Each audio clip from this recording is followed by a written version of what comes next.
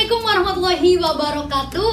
Sampurasun, salam sejahtera untuk kita semua. Salam Om Swastiastu, Namo Buddhaya, salam kebajikan. Perkenalkan, nama saya Nabila Erdita dengan NPM 1850338 dari Program Studi Pendidikan Bahasa dan Sastra Indonesia, Fakultas Keguruan dan Ilmu Pendidikan Universitas Pasundan. Pada kesempatan yang berbahagia ini, saya akan memaparkan materi mengenai sejarah bahasa Indonesia dari mata kuliah Analisis Penggunaan Bahasa Indonesia yang diampu oleh Bapak Dr. Denny Hermain, MSN, dan Bapak Tia Irawan, SPD, MAP.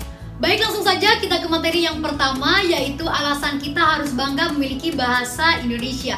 Yang pertama, bahasa Indonesia atau bahasa kita memiliki 91 kosakata yang mana punya strategi gramatikal untuk menciptakan kosakata baru. Kemudian yang kedua, bahasa Indonesia memiliki 700 bahasa daerah yang merupakan identitas dari setiap suku pemiliknya. Kemudian selanjutnya, bahasa Indonesia ternyata banyak dipelajari di berbagai negara-negara maju seperti Australia, Jepang, dan negara-negara maju lainnya yang ada di dunia. Selanjutnya, bahasa Indonesia telah menjadi bahasa resmi di ASEAN. Nah, di tingkat ASEAN juga pengguna bahasa Indonesia sudah mencapai 60%. Selanjutnya, bahasa Indonesia punya kesempatan untuk sejajar dengan bahasa-bahasa global lainnya seperti bahasa Inggris, bahasa Cina, dan bahasa-bahasa lainnya yang ada di dunia. Dan selanjutnya, kurang lebih dari 174 unit pusat pendidikan yang tersebar di 45 negara menjadikan bahasa dan sastra Indonesia sebagai materi pembelajarannya. Dari penjelasan tadi kita bisa tarik kesimpulan bahwasanya sangatlah patut ketika kita merasa bangga menggunakan bahasa Indonesia. Sebab kenapa? Sebab ini dapat memunculkan identitas diri kita sebagai bangsa Indonesia. Banyak cara yang dapat dilakukan untuk mengimplementasikan rasa bangga ini, diantaranya dengan tidak mencampur adukan bahasa Indonesia dengan bahasa asing, baik dari ragam tulis maupun lisan. Baik teman-teman, itu tadi alasan kenapa kita harus bangga berbahasa Indonesia dan memiliki bahasa Indonesia. Mari cintai bahasa Indonesia, sebab jika bukan kita, siapa lagi? Baik, materi selanjutnya yaitu arti slogan dari gunakan bahasa Indonesia yang baik dan benar. Hampir setiap saat kita mendengar anjuran gunakan bahasa Indonesia yang baik dan benar. Bahkan setiap seorang guru pun seringkali mengingatkan kepada siswanya untuk menggunakan bahasa Indonesia yang baik dan benar. Nah, bahasa Indonesia yang baik dan benar itu seperti apa sih?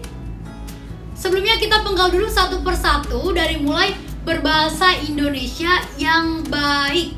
Berbahasa Indonesia yang baik adalah berbahasa Indonesia yang sesuai dengan tempat terjadinya kontak berbahasa, sesuai dengan siapa lawan bicara kita, kemudian sesuai dengan topik pembicaraannya.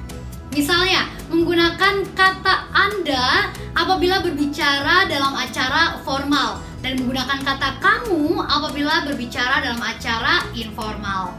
Selanjutnya yaitu arti dari berbahasa Indonesia yang benar. Apa sih yang dimaksud dengan berbahasa Indonesia yang benar itu? Berbahasa Indonesia yang benar adalah berbahasa Indonesia yang sesuai dengan kaidah yang berlaku, yaitu menggunakan kaidah-kaidah tata bahasa yaitu yang terdapat dalam PUEBI, Pedoman Umum Ejaan Bahasa Indonesia. Nah, PUEBI ini yang terdapat dalam Permendikbud nomor 50 tahun 2015 yang digunakan sejak tanggal 30 November 2015 sebagai pengganti EYD. Dengan kata lain, pemakaian bahasa Indonesia yang mengikuti kaidah yang diberlakukan untuk dianggap baku, itulah yang digunakan atau yang merupakan bahasa yang benar.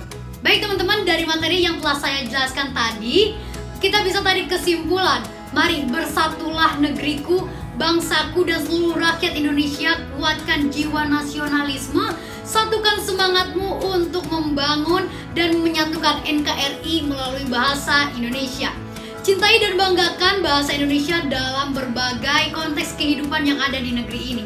Saya Nabila Erdita, salam satu bahasa, bahasa Indonesia.